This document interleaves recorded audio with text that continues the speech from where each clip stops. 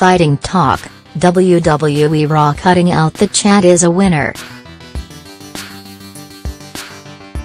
FT is not a fan of the format, which for years now has dictated a protracted interview segment to kick things off. The segment is intended to set the scene for a 3-hour television show. No mean feat, but habitually feels drawn out in order to fill that time and little more. This week, we got a typical example, but crucially got the match quality to back it up. The focus was on the wrestling and the performers thrived on it.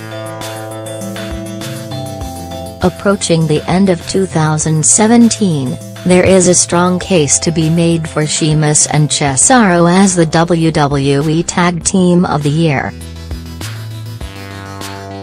Their competition at this point are New Day and the Usos as our old friends. The Shield simply haven't been back together long enough.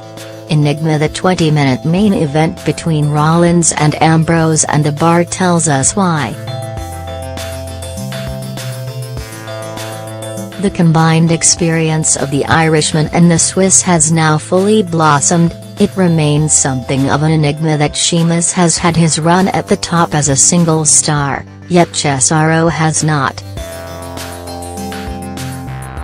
The former Claudio Castagnoli is doing his chances no harm with his current work. Good luck to him.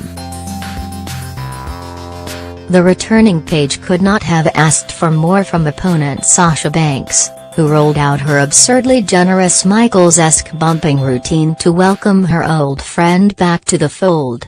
FT almost hid behind the sofa on more than one occasion. In addition, the former champion could hardly have asked for more from WWE, who gave her plenty of time to remind everyone of her considerable talent between the ropes after a long absence. Jason Jordan, buried by Triple H in the lead-up to Survivor Series, finally got an opportunity to shine in his Intercontinental Championship match with the much-maligned Roman Reigns. The perfect antidote to a difficult storyline, and that's putting it politely, is a chance to show what you can do in the ring.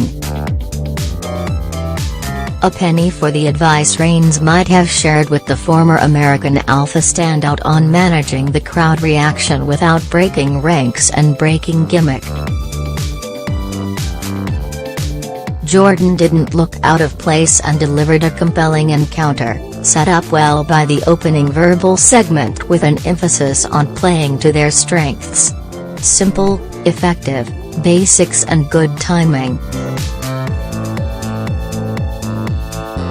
It was a real pleasure to see Jordan get his redemption of sorts, and FT wishes him all the best in the lead-up to the Rumble, where he could prove a pivotal player. Honorable mention to the brooding menace of Samoa Joe, back from an injury layoff, and to the maniacal combination of Bray Wyatt and woken Matt Hardy. Let's hope that's not another case of two similar gimmicks diluting each other, as in the case of Finn Balor in recent times. And if we're talking about match quality, the cruiserweight encounter promises much for the future. 3 hours is a long time to fill with good stuff, so much so that you hardly expect it these days. But credit where it's due this week. Well done one and all.